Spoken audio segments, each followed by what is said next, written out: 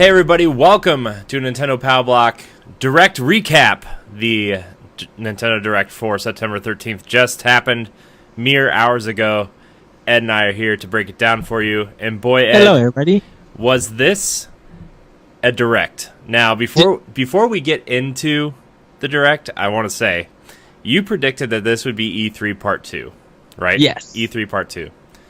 For me, this was better than E3.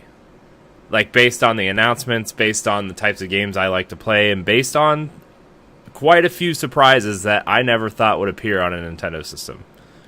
So, oh, yes. So, and for me, calling it E3 Part 2, it's just like, for E3, they really wanted to focus on Smash. That was their big thing. This one, good night. Is it 2019 yet? Okay. It's just like my poor wallet. I was just like the 85% of the gaming population around the world is going to be broke. Like, Nintendo and all these developers and publishers threw everyone for a loop. I know. Now, as some of the stuff that we knew that they was already announced, that's fine. But we didn't expect a lot. Like, dude, I bet at least half of this Direct was a surprise for me. At least half of it. 95% of this Direct was a surprise for me. Yeah. Yeah, I mean, look, okay, we're just going to jump into it. Though it even started off in saying, so you see Luigi go into this haunted mansion, and, like, I wasn't really paying attention because I was still trying to get situated and stuff in my chair. I'm like... And I bet me and you probably had the same idea. Be like, oh, they're starting it off with Luigi's Mansion for 3DS. Yeah, and I was like, huh. I was like, huh. This looks a lot better than I remember it looking at E3. And then it was Luigi's Mansion 3 for Switch. And I was like, okay, I'm done. Here you go. Whoop. I was just like... Where's my wallet? Here it is. Here.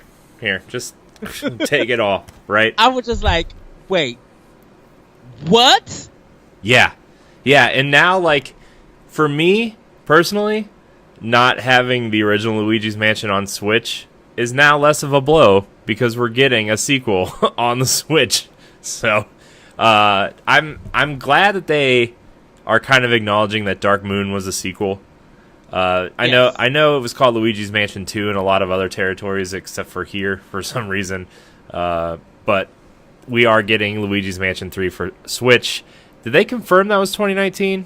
Yes. It said 2019, right? 2019, yes. Okay. Yeah, so that kind of trailer opened the Direct. It was very clean looking, very just it's everything it's everything I wanted in a Luigi's Mansion game. It's a work in progress because it might have been a stream.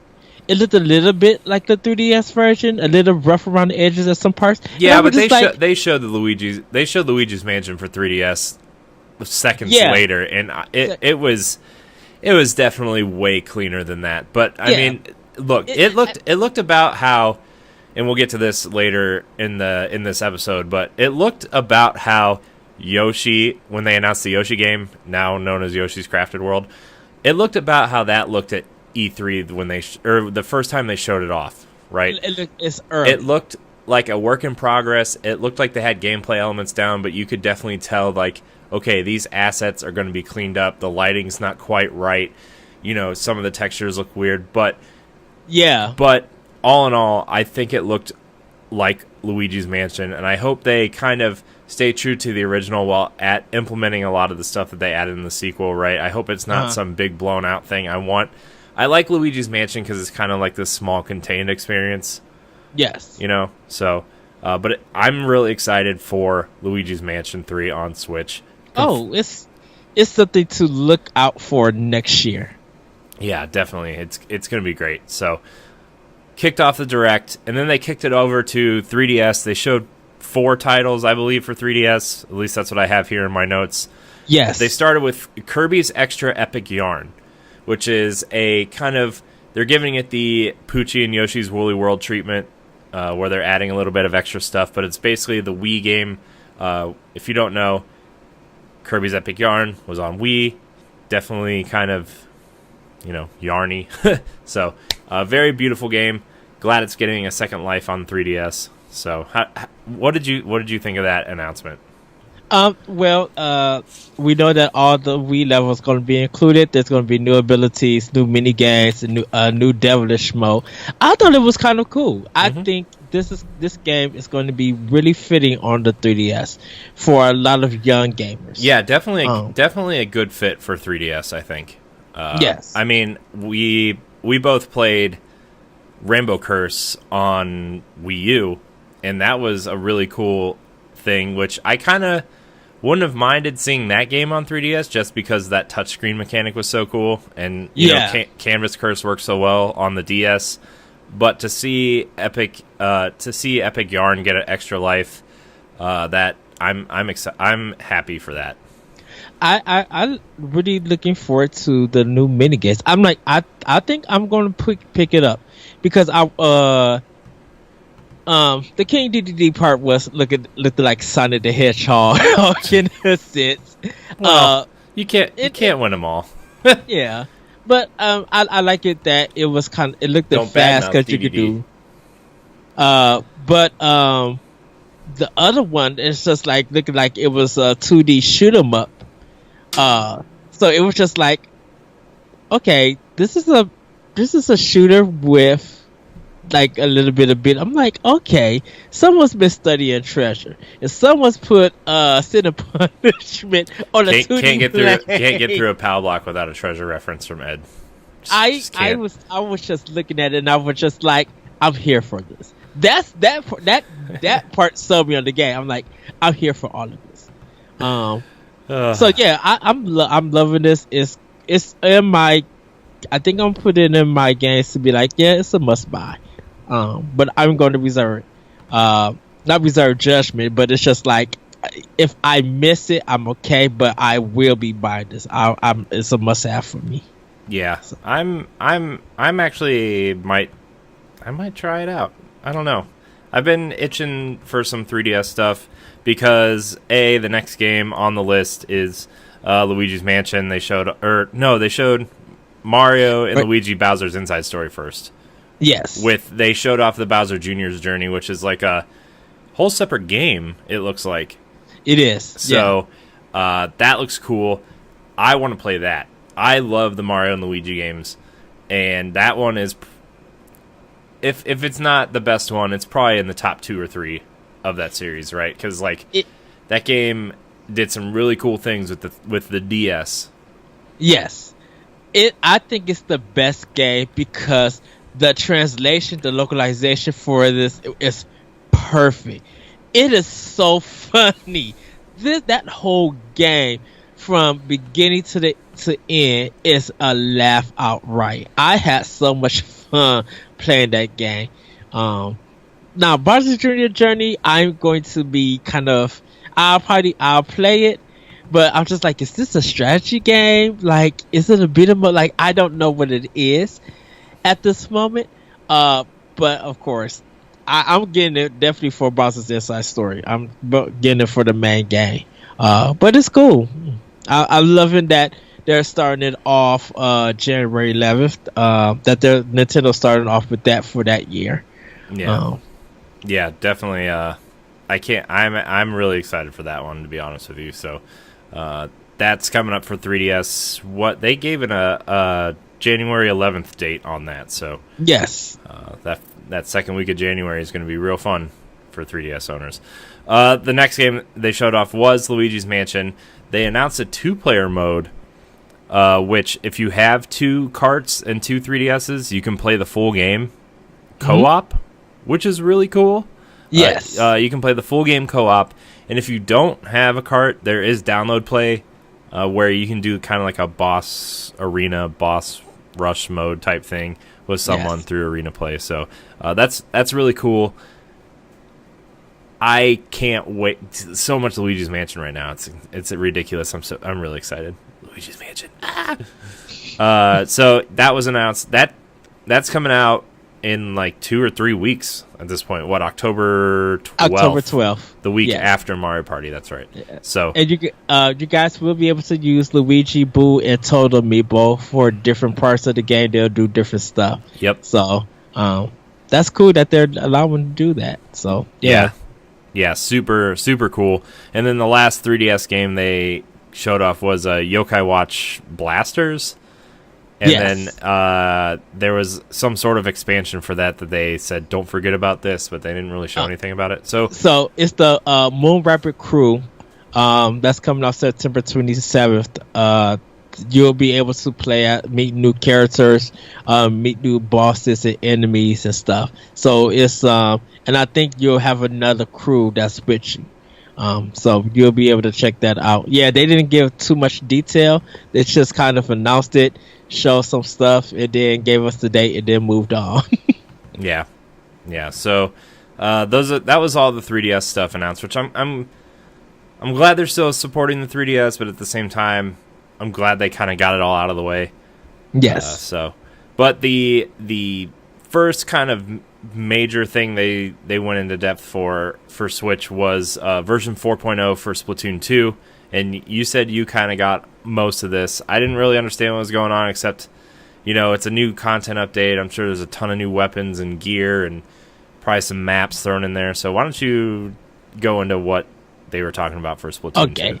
So the release of Splatoon 2's, and this is from Splatoon 2's US Tumblr account, so you guys can read more for yourself.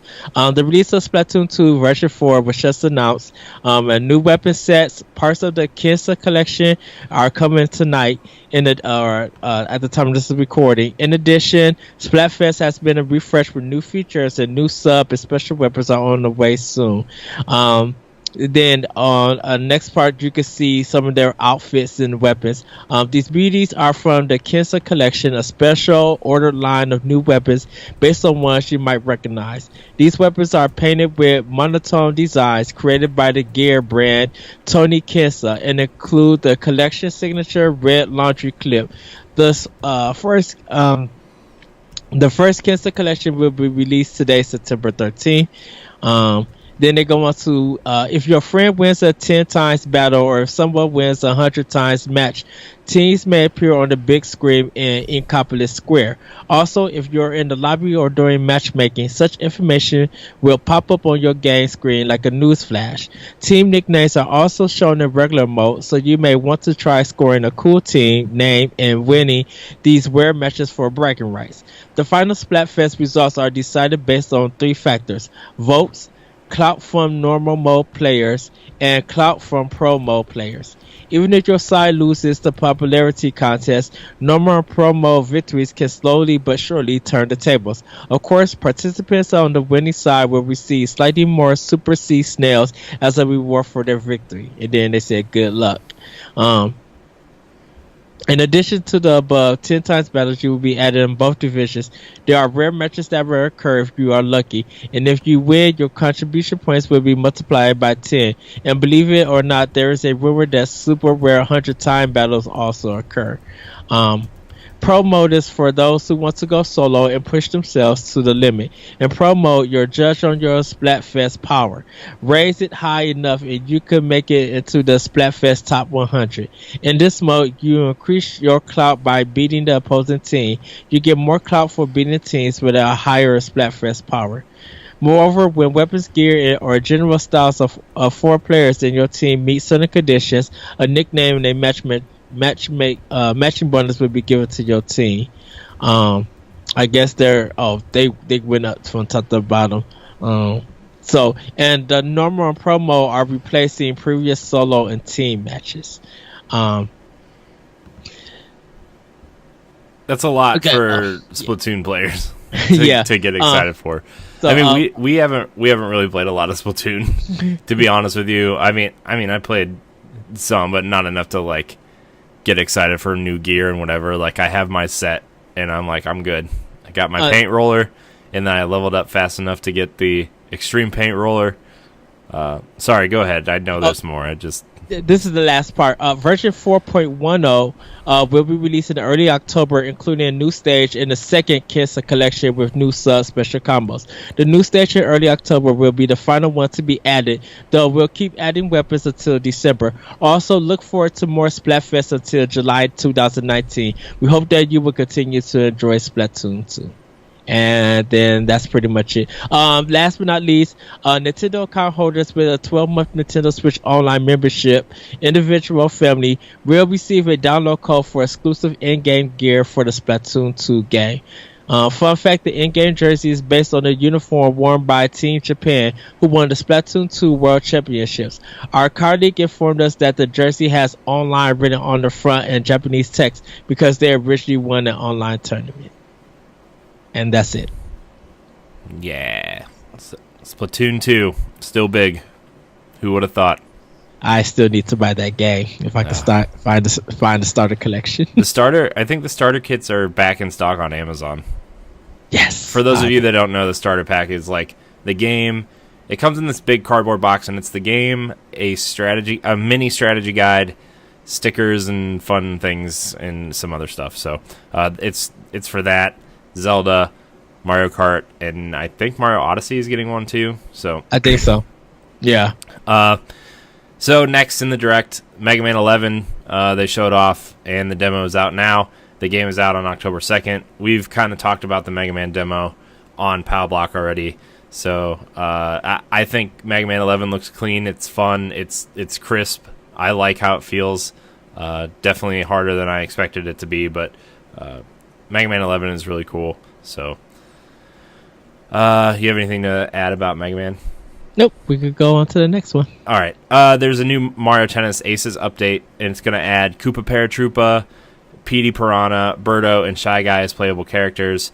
They're adding some online co-op and couch co-op challenges, single-player challenges that you can try to accomplish with friends and whatnot. So, big Mario Tennis update.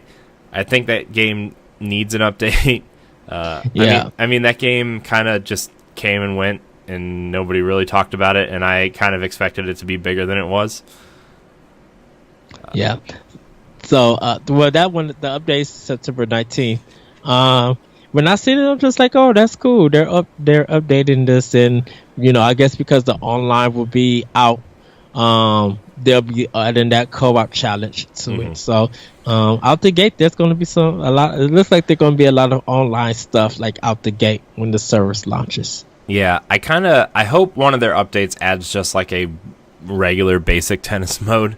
Like I don't mind the obstacles in the course. I mean, I think we've talked about this on Pow Block before too, but like I don't mind the obstacles in the course, but I know my wife couldn't really get into it because it's very technical and there's a lot of things you need to know, and like you can't just press A to just play tennis, So it's not like that Wii Tennis feeling, and I know that this is more of a quote unquote hardcore tennis game, but like there's got to be some kind of middle ground there, and Nintendo's usually pretty good about that. So I hope that's coming in an update.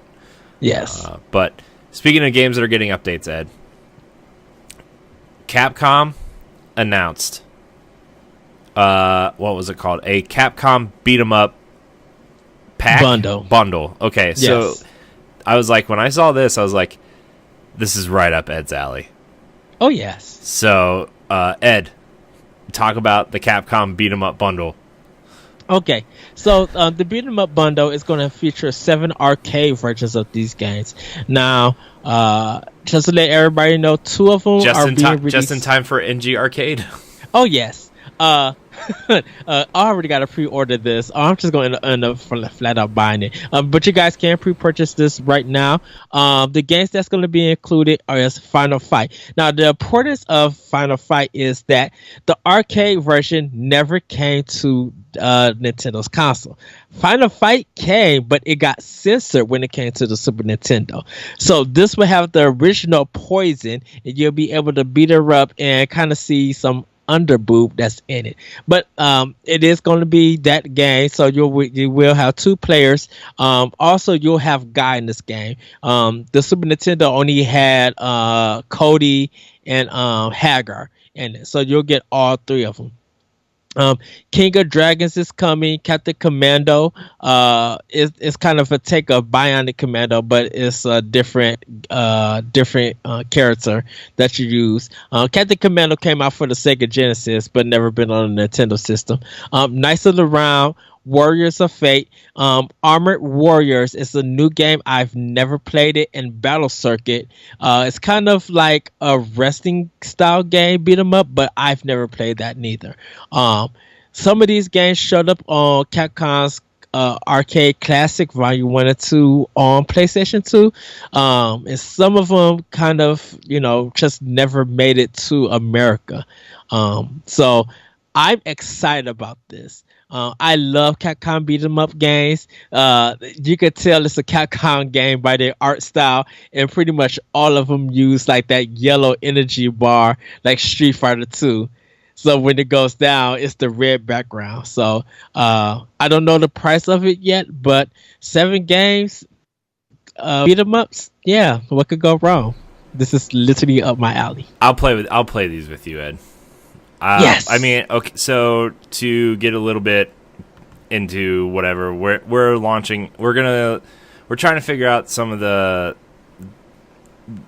what do you call it, the dynamics of this show and how we're gonna record it. But we're on Nintendo Power Block. We are launching NG Arcade, which is kind of like a celebration of classic arcade games, and it's going to be a seasonal show, and this is going to help actually a lot to have these arcade kind of bundles. This and the ACA Neo Geo stuff and Yes. the SNK stuff. These are really going to help kind of push these things over the edge. So I actually am re-downloading a bunch of stuff on a 360 right now, if you can believe it, because the 360 is the only place where you can play the classic Konami beat 'em up stuff. So yeah, I have The Simpsons and the Ninja Turtles game, and what was the other one?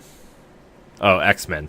X-Men Was the other one. So pretty excited for that. So subscribe to Nintendo Power Block for that, but we're gonna get back into this Nintendo Direct here. That's really exciting though. I was like, man, these games look really good for being, the arcade versions being ported down to Switch. Like they look good. Especially, I thought Final Fight looked really good. I thought, what was the other one? That Armored Warriors game looked really cool. Yeah. So I'm actually kind of excited to pick this up and take a look at it. There's only 2 games that's really missing from this, and it might be because it's licensed, and that's Cadillac and Dinosaurs and Aliens versus Predator. Yeah. So, all right, we're gonna get into this next game. We kind of touched on it in a rumor mill type thing on Nintendo Power Block. Last episode. Yeah, was it last episode? It was a recent episode. New Super Mario Bros. U Deluxe is coming to Nintendo Switch on January 11th. A lot sooner than I thought, actually. Especially when, Travis Strikes Again is coming out then, and, there's a lot of January stuff on this list. I'm quite surprised that game did not. I'm surprised that game did not make it out before Christmas. And I think we were talking about in our prediction episode. I was just like, it would make sense for them to do that for Black Friday, to bundle it up with a system and stuff. But to see it like for next year, I'm like, that's weird. Yeah, there are a couple changes to this game. They didn't really mention new levels or anything, but they did announce instead of 2 Toads, they are bringing Toadette over, and Toadette has a special power up where, if you find this power up with Toadette, she turns into a semi-new character called Peachette, which is just like a miniature version of Peach. It's Peach, but she has the Toadette hair. Yeah. So it's a crown that's on it. So Toadette now, like, if she jumps and gets a crown, she'll turn into it. Because even her dress looks different and stuff. And I was just like, I actually see an up close picture of her, and I was just like, wait, what? I thought she's gonna look like Toadette in a Peach costume. I'm like, oh no, this is Peach. Yeah, I mean it's cool. Yeah. So that's cool that Toadette's coming over. That actually makes sense, because like, I think one of the biggest complaints the last couple new Super Mario Brothers games is like, it's Mario and Luigi, and 2 Toads, and like some people called it lazy design or whatever because Peach is usually the 4th playable character, and I know Toadette will probably function a lot like Toad in theory, but it's cool that they're giving you a different player to play as. And then and Peachette is going to be playing different, so she's going to have a double jump. Yeah. So if you feel like you're about to fall into a pit, you could double jump up and kind of kick off a wall or something to get back and stuff.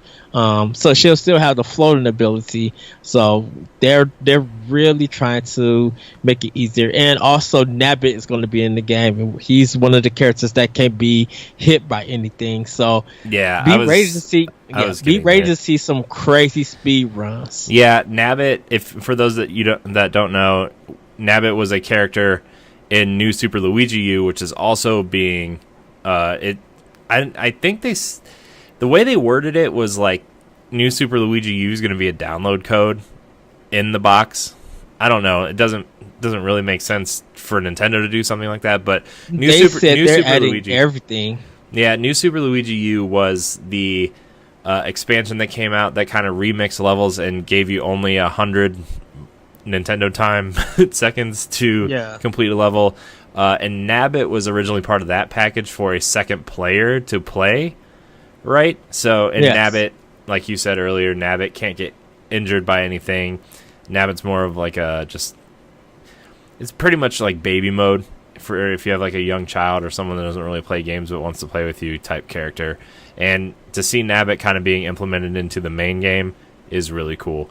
Because like in like 3 or 4 years, I'm going to want my kid to be playing games with me, but she's gonna like be intimidated if it's hard or something, and like Nabbit's a good way to get her in there, so yes, that's coming January 11th. Really excited for that.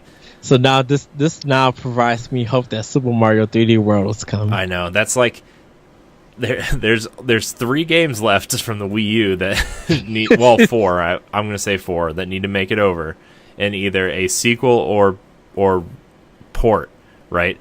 Yeah. Mario 3D World is one of them. Mario Maker is one of them. Pikmin is one of them. And Tokyo Mirage Sessions. Yes. And then, I guess you could throw Wonderful 101 in there, too. So, that was weird that didn't show up. I know. I was kind of surprised with that. But what did show up, Ed, is another really fun Japanese game. Katamari Damacy Rerolled. It is a remaster of the classic PS2 game. Right? Yes. It's the PS2 game. And you just kind of roll stuff around and create a big ball of trash. So, dude, when that popped up, I was like the weird like villain guy popped up. He's like the villain, right? I don't know what he father. Is. He's your dad. Okay. He messed something up. So. Okay. Yeah. He kind of popped up. I was like, man, are they really putting Katamari on Switch? Like, I recognize him, but I couldn't remember what I recognized him from. And this is the thing about it. It was a rumor on Twitter before the recording. Because somebody showed the box art for it. Mm-hmm. Like, the box art got leaked, and they were just like... I was like, huh? Yeah. Oh, okay. There's a couple games on this list I really hope get physical copies, but I doubt will. Mm-hmm. But we'll get to that later. But Katamari is getting a physical release.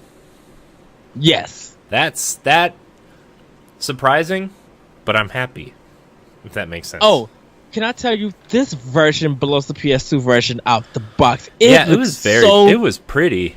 That was a pretty looking game. And like, not that it was a bad looking game before, but just cleaning up the art style lends itself well to a remaster, kind of like anything that has this type of art style, like Wind Waker, for example, lends itself well to a remaster because the textures can just kind of be cleaned up and up-res with minimal work, right? Yes. And this kind of lends itself to that, where like, okay, it's a very simple-looking game. It lends itself well to a simple kind of remaster cleanup type thing, and they did a great job. Whoever's porting this and remastering this did a great job. Yeah, they made everything pop. It looks brighter. Yeah. Than the original version. I was just like, yeah, this is going to sell. Yeah. This is going to be a must-have. Yeah, it kind of like, I mean, Katamari's been kind of circulating conversations lately because of Donut County, and it kind of has that same kind of simple, relaxing kind of thing to it, where like, you know, Donut County, they're not the same game, but they're both kind of in that wheelhouse of lazy, dynamic, kind of just like, I'm gonna just have fun with a game for a little bit, right? And so like Katamari started floating around when Donut County came out, which I'm kind of surprised that wasn't announced for Switch today either, to be honest with you. I'm waiting for that. I think Donut County looks amazing. If you haven't checked it out, it's on PS4. I haven't. It's on PS4 and mobile. You have it? I haven't heard of it. Oh. I know, I haven't seen of it. I know Matt played it. I think he beat it. I think he got the platinum platinum. Yeah, the platinum trophy is pretty easy to get in that game. It's like 2 or 3 hours.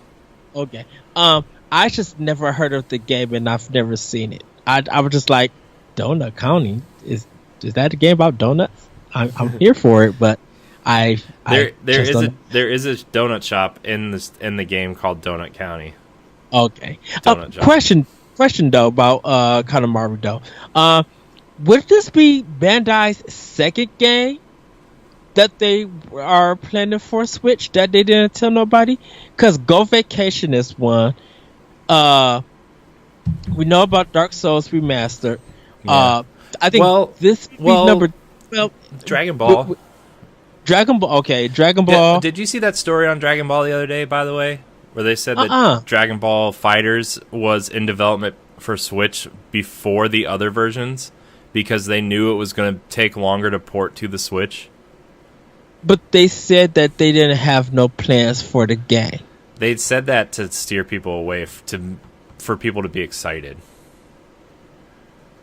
It was in an interview. They lied so people would be excited when it came to Switch.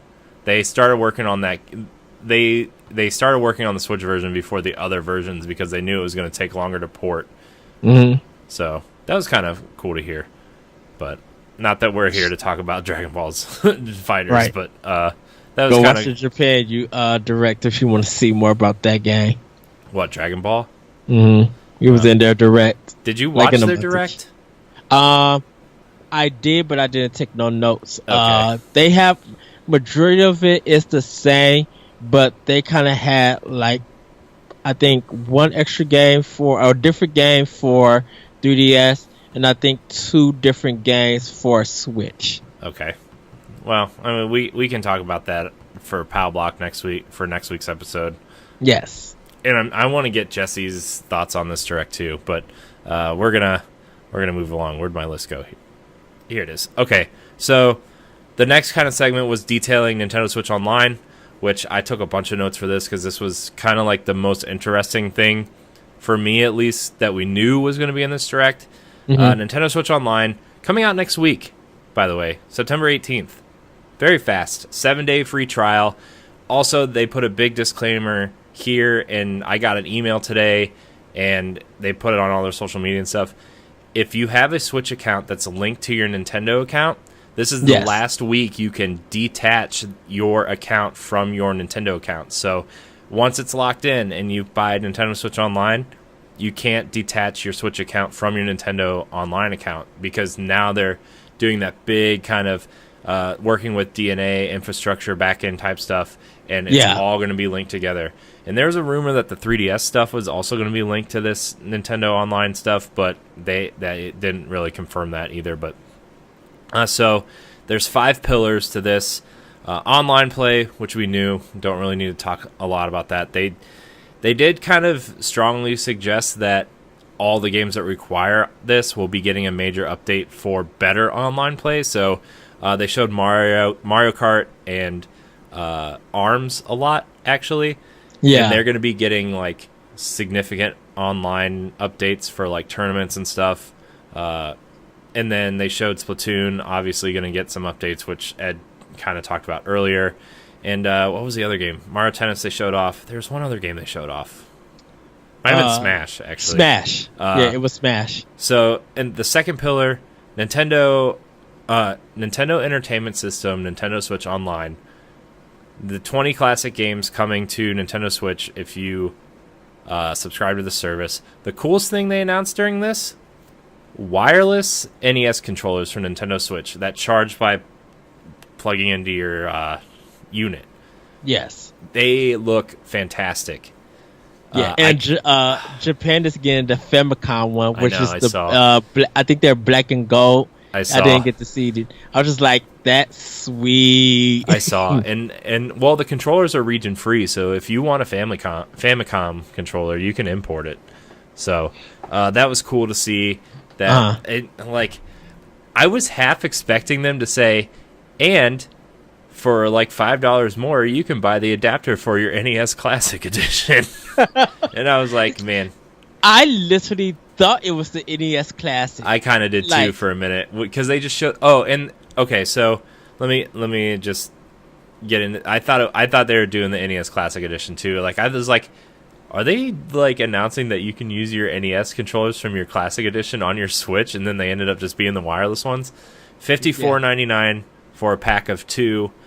You get 2 in a pack for $54.99. They hook into your Switch just like the Joy-Cons to charge them, or you remove them to play these games. And the NES Classic games have online play, online co-op, online Switch control. Like you can pass the controller, is what they called it, passing the controller through online play. So that's really cool. I don't have the list of 20 games in front of me, but they said they are going to keep adding games to this. My big thing is, are they ever going to add other consoles to this? I'm sure they will, but they probably will. The third pillar, which we kind of discussed on our last episode, the cloud save stuff. They didn't mention the games that didn't offer it, but they did kind of explain, hey, if you subscribe to the service, most of your games, if you have saved data, single-player saved data will upload to the cloud. And if you lose your Switch, break it. And it was a really funny thing of Luigi like losing his Switch, and then he broke something landed on it and broke it. It was the stone things from Super Mario World. Yeah. And it's like, stop picking on Luigi, man. You murdered him a couple weeks ago. You're making him go into a third set of haunted houses. Now you're breaking his Switch. Like, just stop. Stop picking on Luigi, man. So that was cool.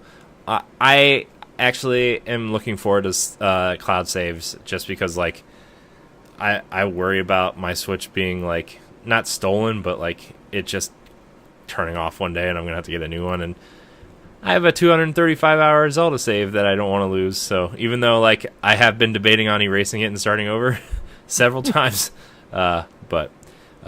Anyways, it's going to have smartphone app functionality, where it'll have the voice chat stuff will work through your phone app, and there's some other things that they said that would come later. And also, the last thing was special offers, probably like discounts on games and stuff like that. So they'll have that at a later date. It will be connected to your My Nintendo account, so it's exciting. $20 a year. I wonder, can you do Bluetooth through the smart app for it? I wonder. Like Bluetooth headphones? Yeah, headphones or like a speaker. I bet you'll be able to. Like if your smartphone, or because I have an iTouch and I have it connected to a Bluetooth player. Yeah. So like if you hit me up and we're just talking because we don't want to do chorus or anything, right. I can hear you and you can hear me and vice versa. I mean, right. So. Yeah, so that's kind of the Nintendo Switch Online breakdown. Relatively simple and quick breakdown. I thought they were going to spend a lot longer on this because it was a 35-minute direct, and they literally only spent about 4 minutes on it. The one last thing is the special offers that they're going to give. Yeah, so I said that. I mentioned that. Yeah, they just said they're going to have special offers, but they're going to announce them at a later date. Okay. So, but yeah, that's I think it's going to be kind of like the way Xbox Gold does stuff, where like if you subscribe to Gold, you get an extra like $5 or $10 off of this game during sales and whatever. Yeah. So our next, I was going to say I'll be buying it next Thursday. Oh yeah, and it comes with a 7-day free trial, which is cool. So if you like it, sure. The next thing, kind of knew about this already, was announced earlier this week, a little bit after our show posted earlier this week, actually. Pokemon Let's Go bundle. It's going to have a special edition dock, or it's a Switch bundle, I should say. Special edition dock with Pikachu and Eevee on it, and then it comes with a yellow and a kind of like a Eevee brown Joy-Con to represent the two main Pokemon in these games. So, did it say it came with one of the games, or is it just the console? I think it's just a console with those special Joy-Cons and that design dot. Okay. So that's coming. It's a nice looking dock. You know, they're starting to do some cool things with docks, and there's a couple more in here that I can't wait to talk about either. Their docks are looking slick. Like the Monster Hunter one looked cool last year. Yeah. The Japan one, only one. And there was another one, wasn't there? Another special dock. Besides I'm the blanking right Smash now. one that's coming out. Yeah. Yeah. And then, so let's go. That bundle will be available the same day as the game, which is November 16th. So, also coming out in November, they showed off Diablo 3 for Switch.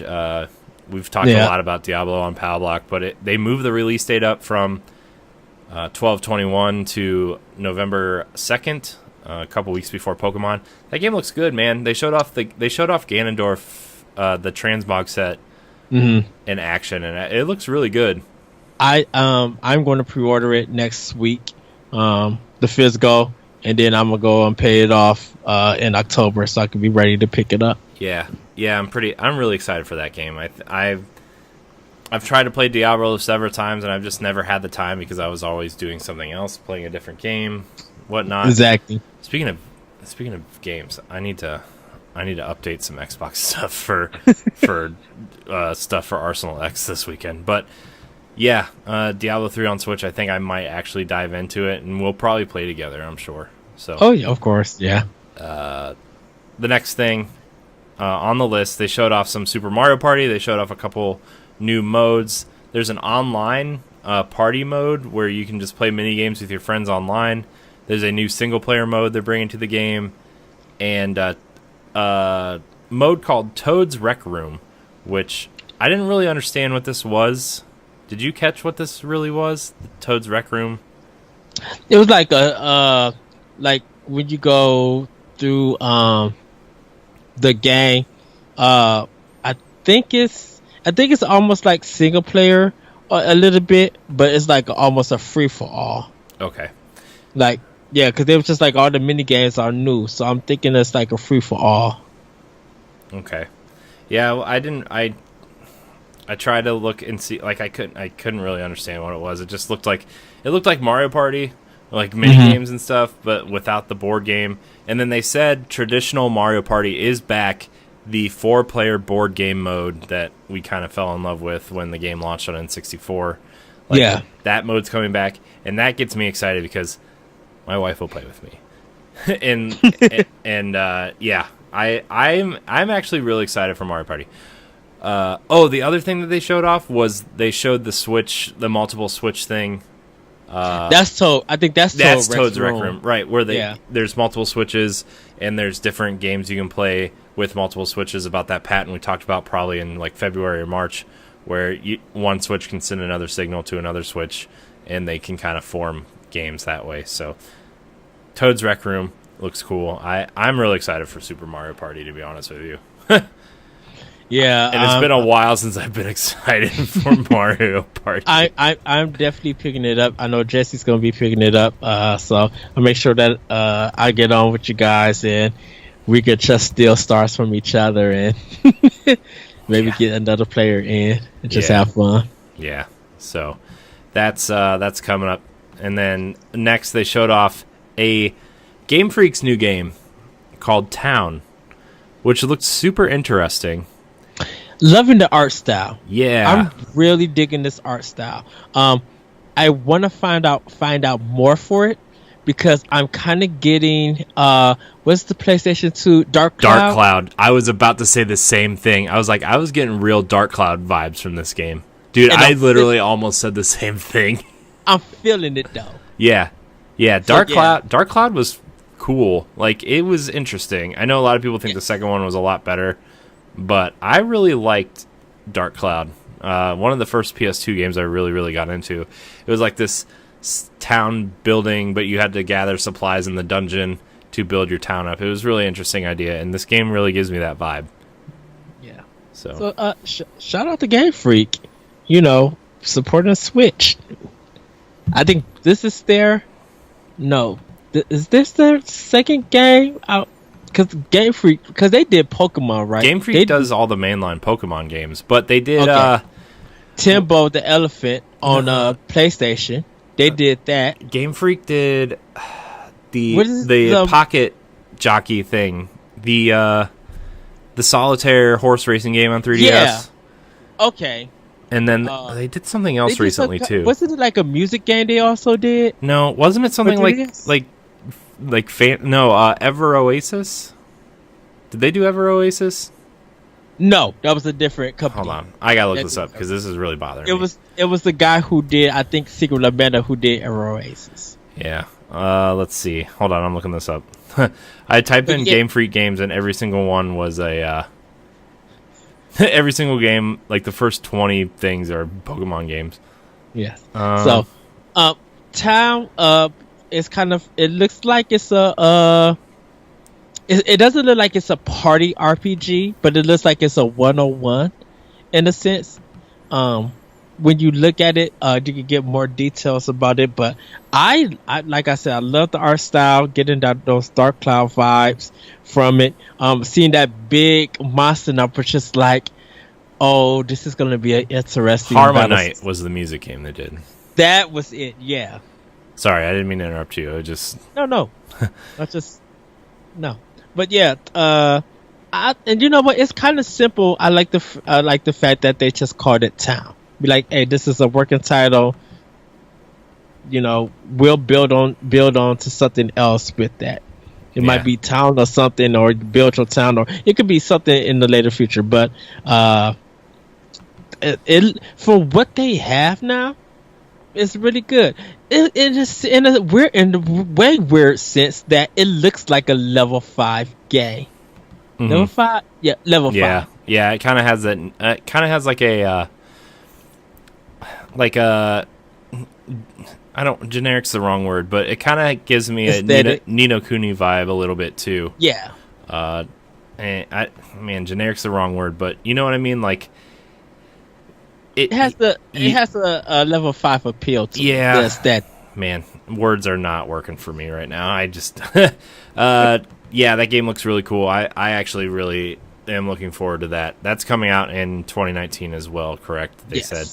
I wonder if that game will get pushed because they're also working on the mainline Pokemon RPG, and they might have to put all hands on deck for that at some point. But I can't wait for Town. I don't care when it comes out. I think it looks cool. So I think they probably hire more people, and they just got a small team doing Town. Well, you know, with all that Pokemon money, they can probably afford to hire a couple extra people. Oh yeah. But I think a small team is working on Town, and then once development finalized on the Pokemon mainline, they'll start bringing people over there. Yeah. So the next game that they showed off, which was kind of rumored for Switch for a while, and I'm actually really excited because I downloaded this on Xbox One through Game Pass, and it was really cool. I just probably don't have the time to sit there and do it on Xbox, but in the portable system. City Skylines Switch Edition is out now. It was available shortly after the Nintendo Direct digitally. It comes with both expansions that have come out over the last couple of years, so you'll get that day-night cycle, you'll get a few other little trinkets and fixes and stuff.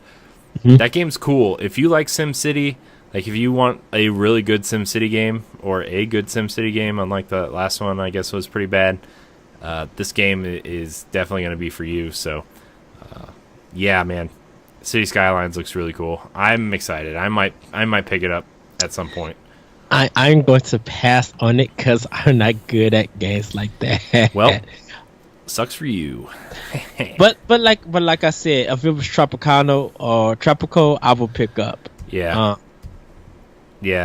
Which is funny with this Direct and what we found out like before the Direct. Yeah. I mean, a lot of this was kind of like especially the third-party stuff through here, which I'm surprised some of it didn't leak, which we'll get to in a little bit, but like a lot of it was kind of announced after the Direct was supposed to happen last week, which, by the way, you know, we're thinking about all the people in Japan that were affected by this earthquake, and it was a terrible thing. So like, you know, it's really big for a Japanese company to cancel work in their production schedule because, you know, they have a really good work ethic over there in that culture, and for Nintendo to cancel things and stuff, like, you know, there are things bigger than video games in this world, believe it or not. Right. And there's a lot of things more important.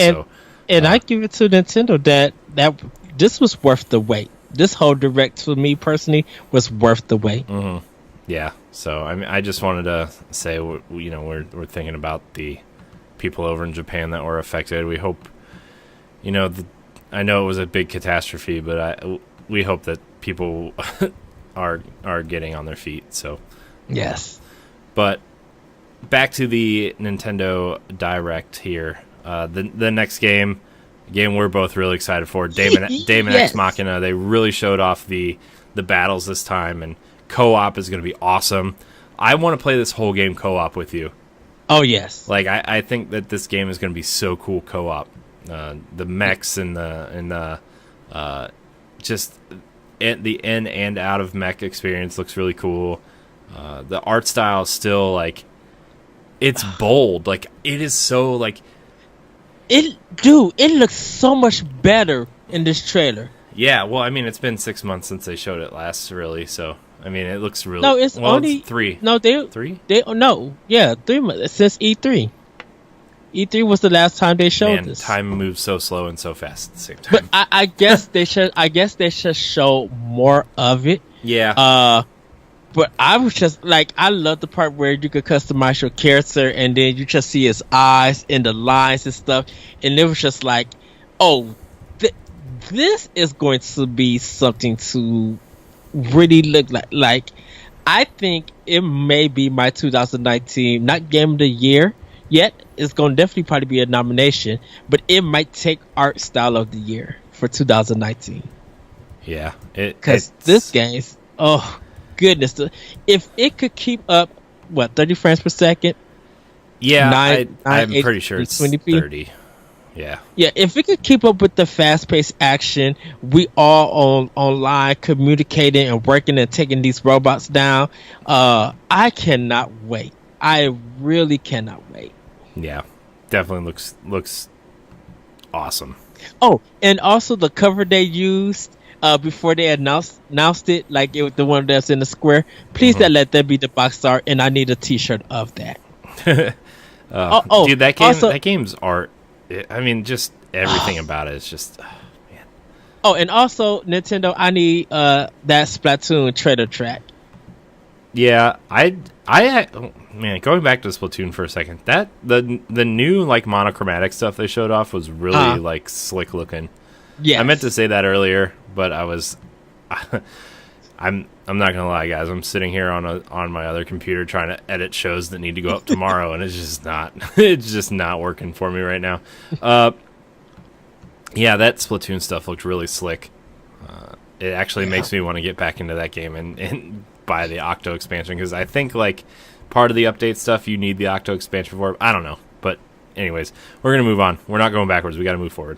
Yes. Yoshi's Crafted World finally revealed. Man, that game looks way better than it did when it was revealed. Like, stunning. I want to cry on how how gorgeous this game looks. I was just like, Nintendo, like,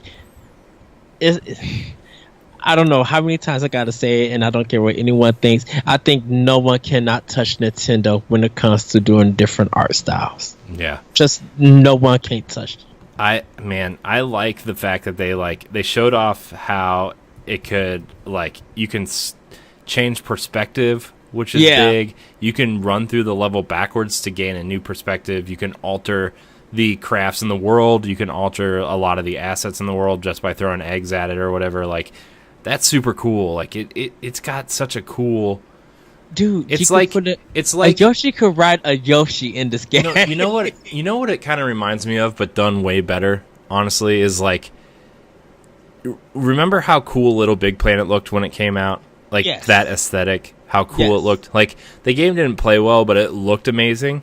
Like this Yes. reminds me of how I felt when I saw Little Big Planet for the first time, and then probably way more polished gameplay. Not that like Little Big Planet was bad, but like the appeal of that game was not playing the game, right? Right. that was like the main appeal was to create stuff, not to play it. So like I really can't wait to see more of Yoshi's Crafted World. It's man. It's on my Spring. must buy list. By the way, they said spring 2019.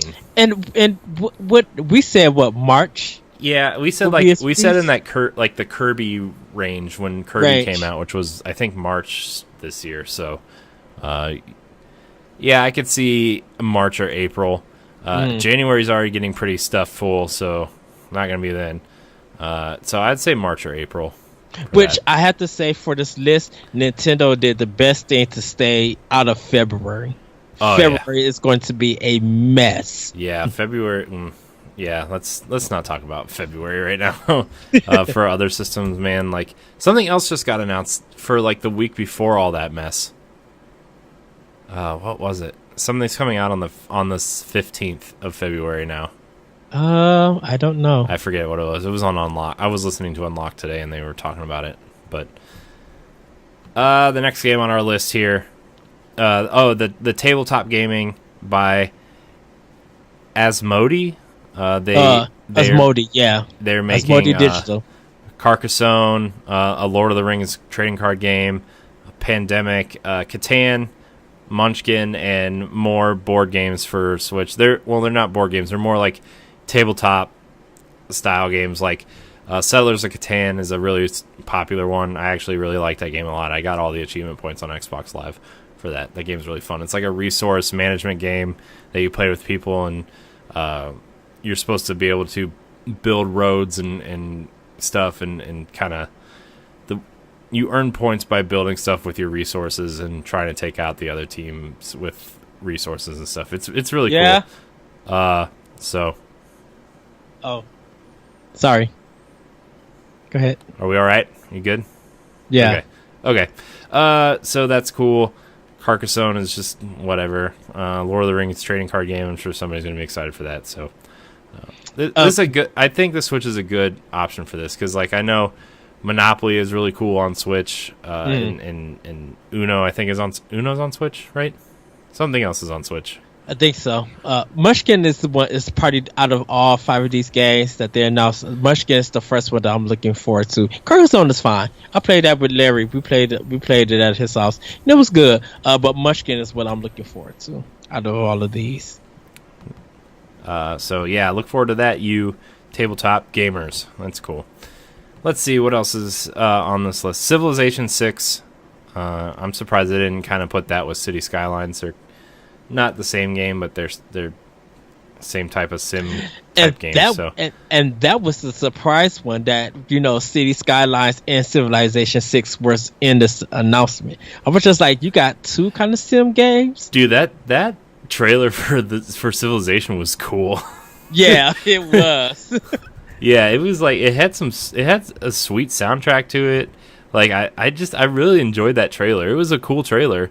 Like, I don't know how good Civ 6 is. Like, I've heard mixed feelings about Civ 6, but like that trailer was cool. It made me want to play it. I might check out Civ 6. I like sim games, especially the older I get. Like, the more and more I just want to be like take my time and not suck at stuff. You're good at management. I'm not. So, yeah, me playing it's because I play Roller Coaster Tycoon like 3 times a week still. So, whenever we podcast, that Roller Coaster Tycoon window is open. I have to remember to turn the sound off sometimes though, because one time we were recording and like there's just like the title music was on during a recording, and I was like, oh, whoops. So, the next one was really exciting to me. They showed off Starlink. They showed off Star Fox again, which we all knew was coming. But there's a bunch of exclusive Star Fox missions coming to Starlink. Yeah. All the Star Fox characters are in it, so Falco, Slippy, Peppy, and Fox are all in it. And they announced that there are going to be Star Fox exclusive missions for Starlink, which is really cool. Like, they're building a Star Fox game within Starlink. I think all the there's probably a base number of missions that you would get in a basic Star Fox game, but like that's a lot of extra work to put into one game, that's not coming to other games, Well, if it plays well, yeah, I mean, Ubisoft I think it's going to be making the next Star Fox game. Yeah, I kind of think Nintendo's trying to position this as a Star Fox game for them. Yeah, especially with like the mixed reception Zero got, and Command wasn't great, and Star Fox 2 was kind of like they scrapped that game for a reason when it came out on the SNES Classic. My main question though is that Ubisoft themselves need to be talking about the attachments, like the accessories that comes along with this. Yeah, the Toy for Life. They have been on the Starlink website blog thing, but like I feel like they need to message that better right now. Yeah, because they haven't really messaged it well, But I can't wait to have an R-Wing sitting on my desk. Like, that's gonna be awesome. You know how cool that's gonna be? Oh, it's gonna be great. So that's cool though. I can't wait to play these Star Fox missions. I'm looking forward to that game. I really am. I am too. I wish I didn't have to have a big spaceship sitting on my controller, but other than that, like, I'm really looking forward to that game. So I'll have it right on my stand. I have a stand behind my computer, so yeah. So the next segment here, they kind of put The World Ends With You and Xenoblade Chronicles expansion together in a segment. The World Ends With You is getting a new kind of, I don't know if it's like a new set of missions or like a new story called A New Day, and it's also getting a new mode for Switch, and it's coming out October 12th. That's going to be a cool game. I think a lot of people shouldn't miss that game on DS was cool, and I think this game's going to get a second life here on Switch. I think it's going to do well on Switch. So, and then Xenoblade Chronicles 2, Torn of the Golden Country. If you bought the expansion pass, you get to play it today by the time this goes up, probably. You get to play it on September 14th, and if you want the physical edition, it comes out next week on the 21st. So that's what I'll be buying. It's about a 30 or 40 hour experience or more, depending on the side stuff that you do, which is not a small game. That is not a small experience. Let me tell you. It's pretty much a whole new game. Yeah, exactly. So, especially since Xenoblade was so big, like, this is just another big experience. So that's cool. And then the next segment, they kind of went through a bunch of games that are coming out this fall that, we got some new dates, we got some old dates, stuff like that. So Warframe's coming on November 20th, so I think I'll be trying that out on my birthday. Just Dance is coming out on October 23rd. FIFA 19 is coming out in a couple weeks. Team Sonic Racing is coming out this winter.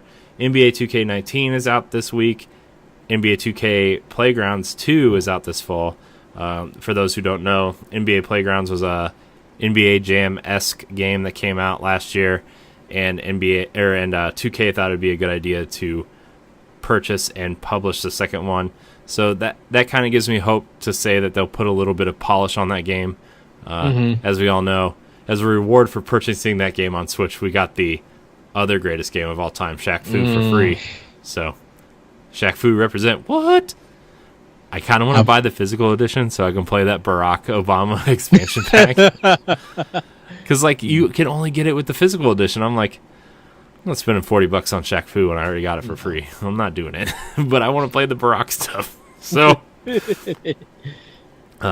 anyways. And then DC Supervillains is out, which is you create your own supervillain in the DC universe, and you kind of play through a story where you work for the different supervillains. So here's the big segment. I think we were all surprised. Square Enix pulled out all the stops for this, right? Before you even go, everybody, and I'm talking about everybody, lost their dang mind and dropped their jaw when these games got announced. Okay, so let's go in order of what they announced. Okay, so And we knew. And when we get to this first one, I have something to say after we get it. Go ahead. I'm sorry. Final Fantasy Crystal Chronicles Remastered was announced a couple days ago in like a Sony thing for PlayStation. PlayStation Live Tour at their Tokyo Game Show. Yeah, and then a tweet from Square Enix or something said it's also coming to Switch. This was originally on GameCube. It was kind of like an experiment with the GBA link cables, and you use the GBA to play with your friends, and somebody was always on lantern duty, which was usually me. And you kind of had to keep your party together within this lantern to explore the world, which was kind of an interesting idea. Coming to Switch with online play. So I think Nintendo was supposed to have this announcement first before Sony, but due to the delay, Sony ended up getting it. So yeah, which is fine. Like I mean, Crystal Chronicles is a good game, but I don't know if it's like a headliner for anybody, you know. But they also kind of started going down a list of Final Fantasy games coming to Switch. Final Fantasy 15 Pocket Edition HD is out on Switch today at they said like a nominal entrance fee was the quote they used. And it was like, that's because each chapter costs like $5 a piece, or you can buy the bundle for $60. It's like, if you own it, please. I understand like this is kind of cool to have Final Fantasy 15 in some way on Switch, but if you have anything else that plays video games, please buy Final Fantasy 15. The Royal Edition's on sale all the time on Xbox and PlayStation for like $20. yes. Final Fantasy 15 is a fantastic game. Like that was I played it 2 years ago at this point, I think. Like that game, I know a lot of people don't really care for the boy band stuff or whatever in that game, but like that game was the first Final Fantasy game I really cared about in a long time, and it was really an incredible game to explore and play. Like, don't get me wrong, there was a lot of issues I had with the game, but as an overall experience, like the real Final Fantasy 15 is a fantastic game. Yes. If you want to experience Final Fantasy 15, please play that version first if you're interested in this one, because it's a great game. And with all the expansions and the multiplayer mode they added and just the quality of life stuff they've been patching into the game since then, like, this is probably the best time to play that game, which I bought it when it came out and was not the best time to play the game, but Final Fantasy 15 Pocket Edition HD is out on Switch today. World of Final Fantasy, I didn't get the subtitle, but Maxima. Okay, so that game, that was the chibi Final Fantasy game that came out the same year as Final Fantasy 15, and it's kind of like takes all the kind of protagonists from the other Final Fantasy games and kind of mushes them into one game. Yes. And it's just kind of like a basic RPG, which I've heard a lot of good things about this game. If you like simple RPGs, kind of like what Square's kind of done with I Am Setsuna and Lost Sphere and stuff like that, like this is kind of in that vein of simple RPG, right? So I might pick it up. I wanted to try it out when it came out, but I wasn't paying full price after I paid full price for Final Fantasy 15. So same here. Yeah, interesting announcement. Kind of, I feel like this game fits on Switch. The next game, Final Fantasy Chocobo Mystery Dungeon. What was the subtitle? Everybody or something? Everything or something like that. Yeah. It's coming this winter. Is this the PS1 game that's getting a remaster, or was this the PS2 game? It may be the PS2 one. I thought there was one that came out in Japan for PSP that never came to America. Well, maybe it's that. But basically, it's like just like a Chocobo RPG. Is that what it is? Like a dungeon crawling RPG? Like a Chocobo rogue game. So yeah, so that's coming. But the next few games, just dude, like this is I was messaging Ed so fast. I was like, Ed, they just announced Final Fantasy 12 Zodiac Age is coming to Switch, And then they went through and started listing. Before we even get to that, I screamed, "What?" Like literally outside my room. Like I just bought this game for PlayStation 4 this summer. You guys can check the pictures and everything. I'm rebuying this game on Switch. Oh yeah, I'm assuming this will get a physical edition. Oh, this has to have a physical edition. I think this and 10.2 remastered are going to get physicals, right? I'm assuming. So they announced all four might get a physical. No, I don't think 7 or not. Okay, so what they announced was 4 mainline Final Fantasy games are coming to Switch. Final Fantasy 7 and Final Fantasy 9. They're the ports of the PC version, so they're going to kind of not have an upgraded graphical style, but they're going to be in widescreen. They're going to have all the kind of updates that the mobile versions have had and the PS4 versions have had. So, there's going to be like the story mode where you don't have to grind out levels to experience the story, which is cool. They're going to have like the speed up thing where you can kind of run through the game, which is cool. And then they're going to have like the hard modes that were added later. So that's cool. I cannot wait to play Final Fantasy 9 again. And this kind of makes sense for Final Fantasy 7. We have thoughts between me and Corey personal. Let's just say we think Final Fantasy 7 is a little overrated. I love 7. He loves 8. We'll keep it at that. I love 9. I love 9. I adore 9. 8 makes me nostalgic because it was kind of like, I don't know. My experience with Final Fantasy is a little bit backwards from everybody else. I played 987 instead of 789. So yeah.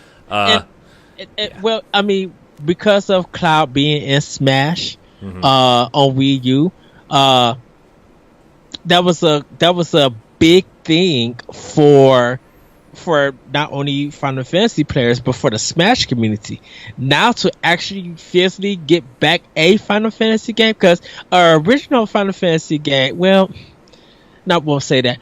Final Fantasy game back on Nintendo, I think didn't happen until like Final Fantasy 3, the remake for DS came out. But for like the main games, Final Fantasy 7 was supposed to come to a Nintendo platform, but went to PlayStation. So now that we finally got it, it's made its way, quote unquote, home. So and shout out also to Xbox because they got this also. So they're getting these games too. Yep, they got the Final Fantasy games too. All right, that's cool. So that's cool because like, man, I think 7 and 9 fit perfectly on a handheld in terms of RPG stuff, but like, I think 10 and 12 specifically need to be played on a TV just because their cutscenes. Have you seen the remastered cutscenes for 12 yet? Yes. That world of 12, and I know that game had so many development issues and whatnot, but like the world of 12 is really interesting, and I can't wait to play 12 again. I love 10. I know 10 is a not great Final Fantasy game, but I love 10 so much. I cannot wait because I passed on the PS3 version because I knew PS4 was coming out.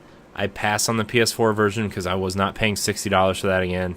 And I know it's on sale digitally all the time. But, like, now that it's coming to Switch, I'm like, this is going to be the time to jump in. And like I was telling you earlier, which we might have a segment at the end of this game, at the end of this show, to talk about, like, what these Final Fantasy games kind of open the door for in terms of what Square's willing to port over. And it got me really excited. But, man, Final Fantasy 9... Final Fantasy X and 10-2 packaged together, and then Final Fantasy 12 Zodiac Age, all coming to Switch.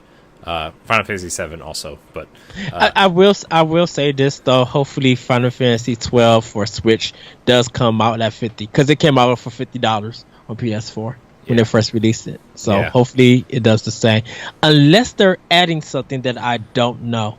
They could do something. Square Enix is sneaky sometimes, and they could add more. I wonder if they'll add like amiibo support. I wonder if 12 specifically will have some sort of amiibo support where like you get like a Master Sword if you scan in a Zelda amiibo or whatever. Like I could see them adding interesting things like that. But I don't think it's going to be anything drastic like costume changes or anything. But I could see them adding weapons and and kind of like, hey, if you scan a Mario amiibo, you get Phoenix Down Oh, or something. screw all of that. I need a Koopo. I need a Mugo amiibo. That's fair. I could see that. Yep. I need a Koopo. I lost the cat to my energy drink, but that's all right. Okay, so the Final Fantasy news was huge. I will be buying it all. From you. Yeah, let's just be honest here. Like I said, look, my wallet's already empty. It's already sad. 2018 is eating it all up, and now I got to worry about 2019. The next thing they kind of showed off was they said, the Smash Ultimate Special Edition dock and Joy-Cons coming in a bundle for Switch. So you get a cool dock with all 12 original characters on the dock in a black and white kind of, not silhouette, what's the word? Just kind of like a montage of the 12 original characters. And then they come with gray Joy-Cons with the Smash logo across the Joy-Con. So that was a really pretty dock. Yeah, the dock is sweet. I think I prefer the Pro controller over those Joy-Cons. Yeah, I do too. But I mean, like, if you're gonna buy a system, and those are cool Joy-Cons. Like, if you're in the market for a system like that's cool. Also, they announced that the GameCube controllers and adapters will be available a month earlier. So November 2nd, they will be available while supplies lasts, which kind of scares me that they're not going to make enough for people and they're going to become scarce again, which is why I already pre-ordered them. I don't know if I'm going to keep those pre-orders yet because I would rather have the Smash controller, like the Pro controller. Yeah. I mean, I like the GameCube controllers enough, but like I already have an adapter from the Wii U and that works with the Switch, and I have like 7 GameCube controllers, so like I don't really need one of those either. So I don't know. We'll see how it all shakes out, but with these games coming out, I'll probably just cancel those. I just wanted to get them just in case, like, you know, there's a situation happening. So yeah. So that was announced, and then they said make sure you stay to the very end, and it was they announced Isabelle for Smash from Animal Crossing, kind of which we Animal both Crossing. predicted, like a new Smash character. Yeah, which was, you know, we saw that coming kind of. But then after that, they showed Tom Nook, and they announced a new Animal Crossing game for Switch coming in 2019. That shut it down. That kind of shocked me, to be honest. Like, there's so much stuff already. Dude, 2019 is just going to be full. 2019 is full, man. Like, Animal Crossing is just kind of like the tip of the iceberg for that, you know? Mm-hmm. Which, yeah, I haven't played Animal Crossing since GameCube, so, like, maybe I'll jump into this one. I'll get it. Like, I'll get it, but I don't know how much I'd actually play it, but I'm gonna try it. I'm gonna play it. I have a feeling there's gonna be an Animal Crossing Switch bundle. Yeah, what if they had like white Joy-Cons with the green like leaf logo on it? I might be buying or like Switch. The bells. Or remember the Animal Crossing 3DS with the faceplates, that white with the colorful. What if they make Joy-Cons like that, with the yellow, red, and green kind of like bells and leaves and apples and stuff? Ed's silent. I made him speechless. Yeah, I kind of need this. Yeah. So, I mean, I could see an Animal Crossing bundle come out. It's cool that they're finally kind of coming out with cool bundles now. Like, cool special edition stuff, you know, because, like, not that I have anything against the base dock or whatever, but, like, I just realized that I haven't had my right ear headphones on in, like, an hour. Probably look ridiculous, but that's all right. I think this is really cool. I could see them doing one for Luigi's Mansion also. With like, yeah, I could see them doing purple Joy-Cons for Luigi's Mansion. Don't just to like, not like. I think it would be a cool throwback to, hey, this was a GameCube launch title. Ed's not even listening right now. He can't even hear me. What I was trying to say before you took your headphones off and passed out on your bed, like. to throw back, saying like, "Hey, remember when this was a GameCube launch title? Here's Uh-huh. some cool purple, like GameCube purple Joy-Cons. They're not going to be colorful buttons or anything. They're just the purple with the charcoal buttons and sticks and whatever. But like, just have a cool purple throwback. I think would be really cool. Yeah. So." Make the right bottom analog Joy-Con the yellow stick or the C stick. Yeah. Yeah. No. Yeah. Maybe. Sorry, everybody had to come back to life after he just said that. I was just like, oh, GameCube talk, pass. Yeah. So I really don't know where to go from here. Like, what was your favorite thing from the Direct today? Like, what was the biggest thing for you at this Direct? That Final Fantasy 12 and 7. That Final Fantasy announcement just like blew my mind. Yeah. Square Enix is going to get them coins. Mm-hmm. Square Enix is going to make that money. I know everybody went cuckoo crazy Cocoa Puffs for Animal Crossing. Mm-hmm. Everybody's been wanting that. So, and you know, Daemon Ex Machina and Yoshi's Crafted World, like they look so good. Like those are must-haves. Like everything in this Direct was so spot on. But yeah, that Final Fantasy one, shoot, that's probably going to be. Well, I'll say this: I think Final Fantasy 9 and 10. I think 10 probably would be 1999. Well, 10 and 10-2 are being bundled together. Okay, so then that'll probably be 30, 40. It was physical. It was $39.99 when it was originally released. So, and I think Final Fantasy 7 was. I think Final Fantasy 7 and 9 were both $14.99 each. $19.99 on PSN. They're $20 a piece, which is decent if they're going to be download only titles. Like $20 is decent for those. Right? Yeah, and if Final Fantasy 12 stays at 50, that's good. Mm-hmm. But yeah, I cannot believe, like, okay, theoretically I can see 10 and 12, but to get those PlayStation classics on Nintendo, like, yeah, that's a big deal, man. Like, to get, where's 8?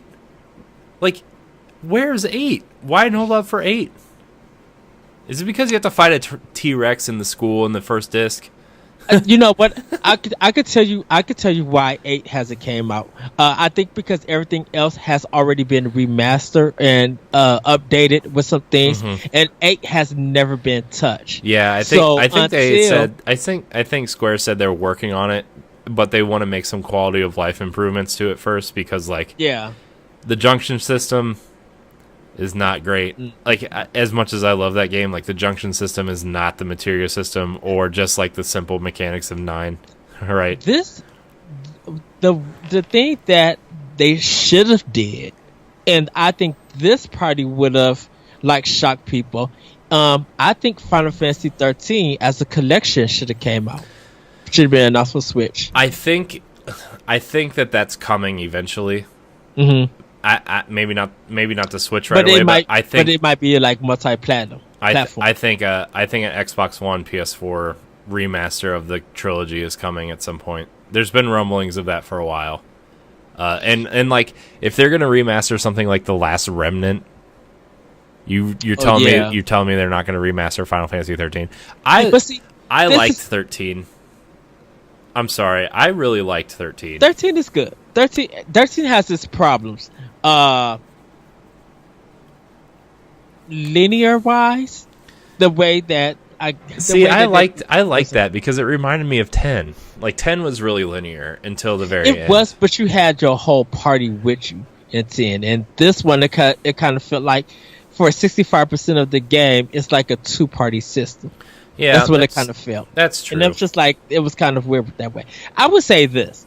If they were going to do Final Fantasy 13, this is how you literally do it. You fake everybody out first that the Switches get it the game, but you put Lightning as the main character for Smash. Bam. I could, yeah. I could see that totally happening. And then just be like, okay, no, we were just kidding with you guys. Like Cloud is fighting and everything, and next thing you know, Lightning shows. We're like, you got a round to go with me, and they just clash with the swords and stuff, Mhm. and it'd be like, or lightning comes to make a thunderous war with the Smash, and then she just fights with her moves and stuff, and then announce the Final Fantasy 13 collection. Lightning That would strikes shut into battle. Writes Yes. itself. It writes itself. That would shut everything down. Yeah, I mean, I still think Lightning's a cool character. And like, while we're on the Square train, like, something I brought up earlier in the episode, like, this really opens the door for a lot of things to be ported. Because, like, we've known, especially 7 through 12, Final Fantasy 7 through 12, besides some PC re-releases and whatnot, PlayStation games, primarily. Never really made it over to Xbox. Never really made it over to anything else, right? I mean, Crystal Chronicles made it to GameCube, but, like, not really a quote-unquote real Final Fantasy game. A main game. So, having mainline Final Fantasy games on Switch opens the door for, like, Kingdom Hearts Collection, why am I blanking? Dragon Quest, like, With Dragon Quest, we're still waiting on. Well, I mean, I guess Dragon Quest has kind of been on Nintendo systems for a while. Like, I know 7 and 8 just got re-released on 3DS, and 11 is coming to Switch. I keep forgetting that's coming to Switch, but, like, that really opens the door for a lot. Just think of all the classic RPGs that like the Chrono Trigger, or the Secret of Mana collection, or like the remake of Secret of Mana, which that we I don't know if we would really this actually, I would say more of this. This now opens up Final Fantasy 14 coming to Switch with the cloud. Well, that's been rumored for a while now. And I would love for, even though I still wouldn't buy it or anything, I would love to see it be announced for Switch and crossplay with Xbox. Well, that's the thing right now, right? Is PC. Like Phil Spencer's been very vocal on him trying to work with Square to bring 14 over to Xbox One. And the only reason why it's not on, the reason why it's not on Xbox One right now is because to play online, like, you would have to have a subscription to Final Fantasy 14 and Xbox Live Gold, which was the weird thing with 11, was a weird workaround where you could play online without using Xbox Live Gold. And that's kind of like the hurdle for that. But I think once it would get to Xbox, then maybe a Switch port would happen, because everything's happening server side, and you could have crossplay with Switch and Xbox One and PC. But they should allow Xbox to do it, because you have to do that for PS4 also. No, you don't need PS Plus for Final Fantasy 14. Why not? I don't know. You don't need it for certain games. Like, I know Fortnite doesn't require PS Plus. I know, what's the other? Warframe doesn't require PS Plus. Paragon didn't require PS Plus. That's weird, because I'm like, those are online games that you have to play with other players to, get the enjoyment out of. So why is it? That's very weird. I know, it's some weird thing, Sony agreement for these games. Like, I don't know. It's weird. I think Minecraft is the same way. I don't think you need PS Plus to play Minecraft with your friends either. On PS4. But if your friends are playing on other platforms, then well, that's a different conversation. But, I really think this kind of opens the door to bring other experiences over, and not just Square, right? I think it opens the door for a lot of games. We saw the Oddworld Stranger's Wrath announcement, which was super exciting, and we'll talk a lot more about that on Pal Block next week. But the way they announced that game was hilarious. Like, I remember the Xbox discs so well, and like for them, they put it out on their social media stuff where, like, they just had a Switch laying on, I'm assuming, their bed or their couch or something, and then all of a sudden they just throw the Xbox disc on the Switch, and it's a 6-second video, and that's how they announced it. And I'm like, man, you told me about it, and I was like, man, I gotta look this up. And then I went to their Facebook page. There's the video, and I posted it in our chat, right? Which is like another game I'm super excited for. Yeah, because Nintendo Life reported on it, be saying that it was coming to EGX or something like that. Mm-hmm. And so I was just like, "Oh, Stranger's Wrath is coming." So I'm like, let me hit up my crew to let them know that this game is coming. You wanted the proof? I sent you the story, and That is a great game, by the way, everybody. Like, I didn't finish it. oh man, But it dude, is the twist towards the end of the game is so Uh-huh. good. Sorry, it's like no. there's very few obscure games that I like really love. Like, I mean, there's a few, but like, I think Stranger's Wrath from that generation, like Stranger's Wrath, The Bouncer, are two games that like I really enjoyed that generation that kind of don't get talked about a lot.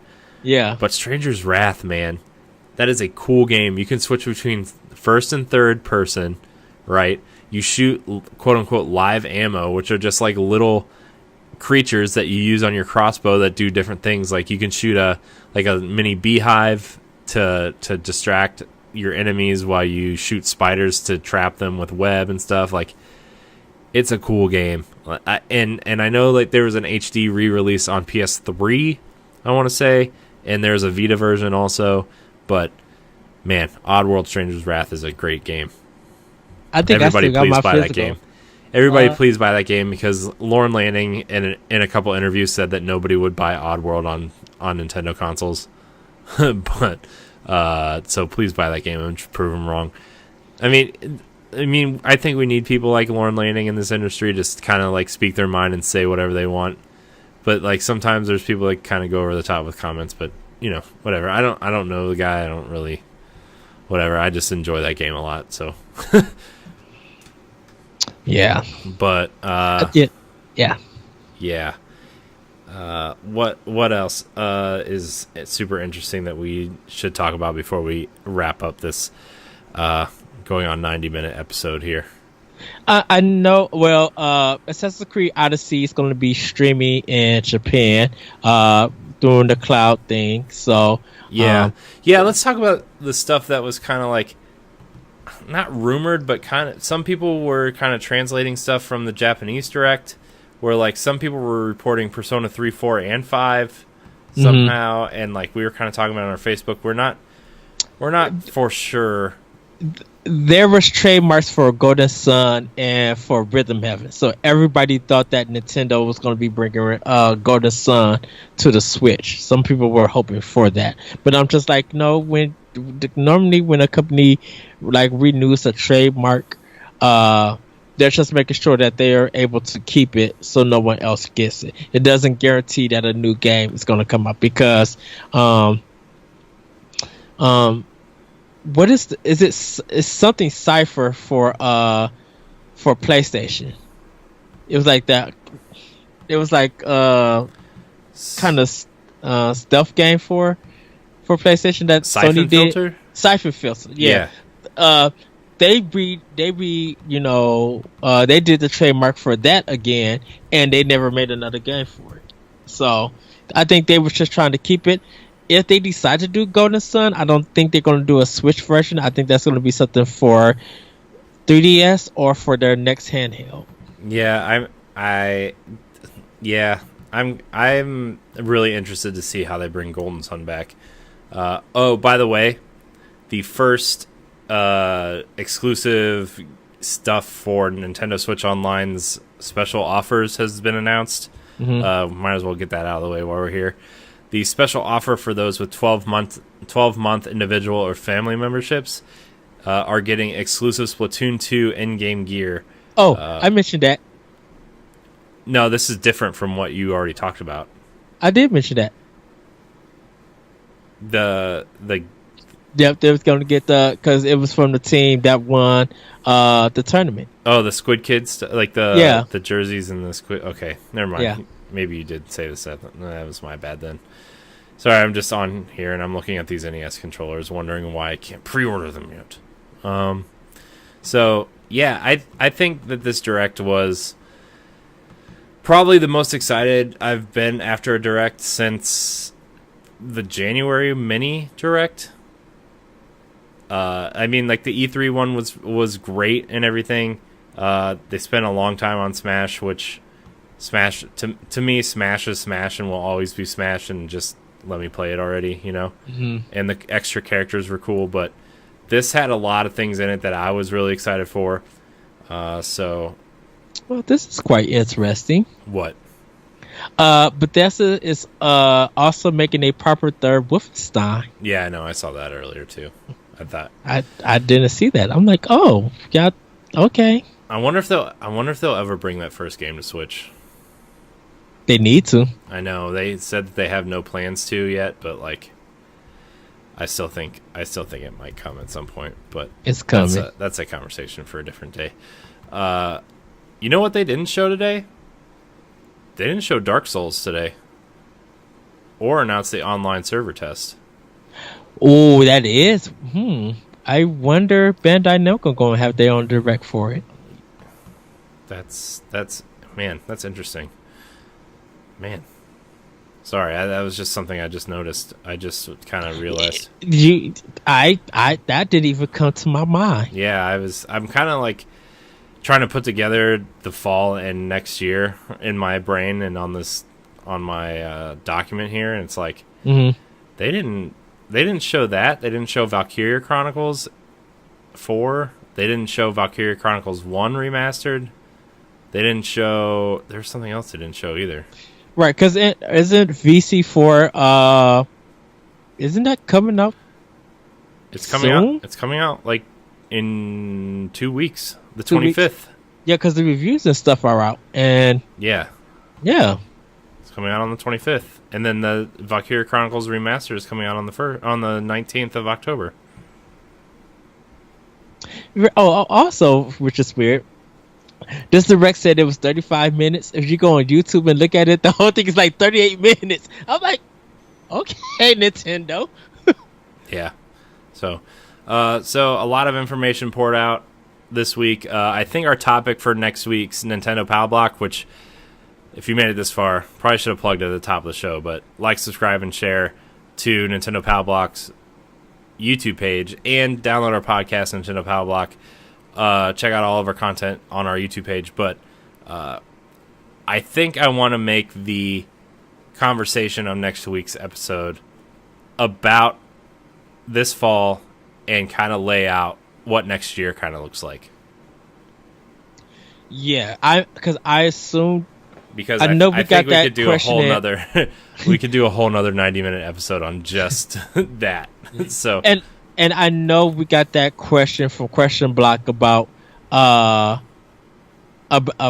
doing the lineup and stuff like this.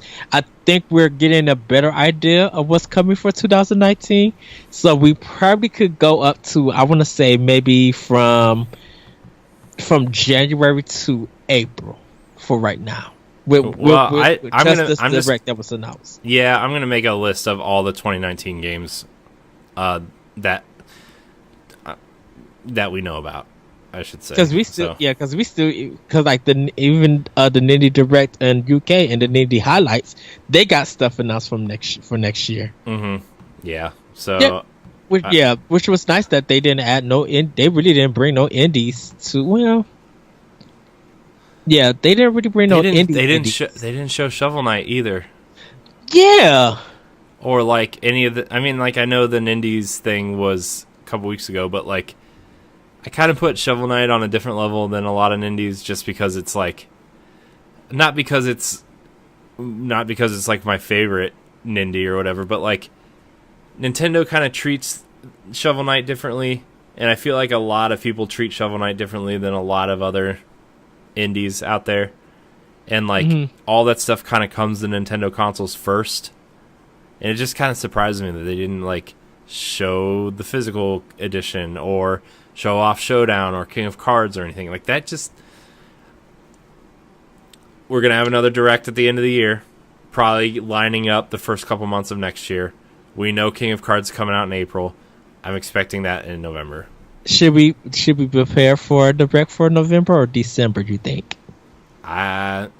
It's gonna be the last week of November or the first week of December. It's gonna be right around before Smash. Like, it's probably gonna be like the week before Smash comes out, and they're gonna announce like a DLC plan for Smash, and then like maybe the first round of DLC characters or something.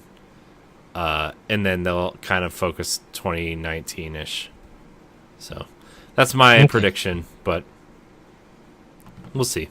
We'll see how it goes. You know, it's man, what a direct, man. What a direct.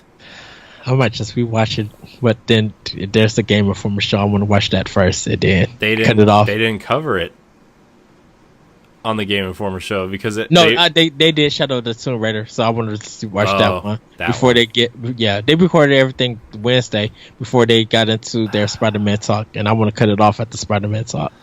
Man, that's another game I need to finish.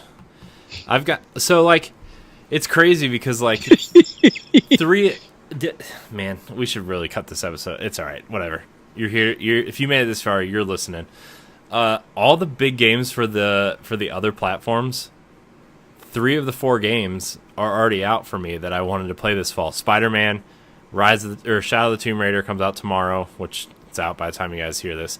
Mm-hmm. Destiny Forsaken is out, and then Assassin's Creed. Like those are the 4 games, non-Nintendo games I wanted to play this fall, and like. Man, I mean the Blackout beta for Call of Duty is this weekend, and Jesse and I are going to try it out, I think, for squad goals. Okay. Because the Battlefield 5 demo, multiplayer I played on Xbox,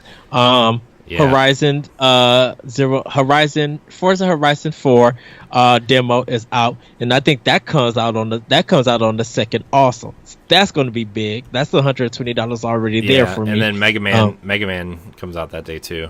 Yeah, I still got to get Spider-Man. I'm picking up Shadow of the Tomb Raider. So like your 3/4 and my 4, like the other 2's not out. Red Dead, I'm doing for review. I'm not even gonna bother with Red Dead, honestly. Like I'm doing it for review because really nobody on NGR wants to really play that game or doesn't care for it, and I'm fine with that. That's so funny that like nobody, like there's 7 people on staff and nobody is excited for Red Dead on staff. That's so crazy. Like I would have thought, like, I don't know, man. Like that boggles my mind. Like it's just like one of the industry's most anticipated games, and nobody on staff is like excited for that game. I think. I feel like everybody just kind of like, if you are a fan of Rockstar games, you're gonna like it, and if you're not, you're not. Like that's just my thing, you know. Like we don't care for Rockstar games that much, so like it just. I care for one Rockstar game, and that's Bully. Max Payne 3. Oh, Max Payne. You better not say no Bulletproof. I said Bully. Oh, Bully, yeah, Bully is cool. Bully gets a pass. But anyways, this is going to be our episode of Nintendo Power Block Direct Recap. Remember to like, subscribe, and share. If you made it this far, thank you for joining us. I know it was a long episode, but this was a huge Direct to cover.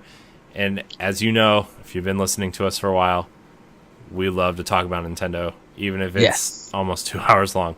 So remember to like, subscribe, and share. Download Nintendo Power Block every Tuesday at 7 a.m. Eastern Time on your podcast service of choice.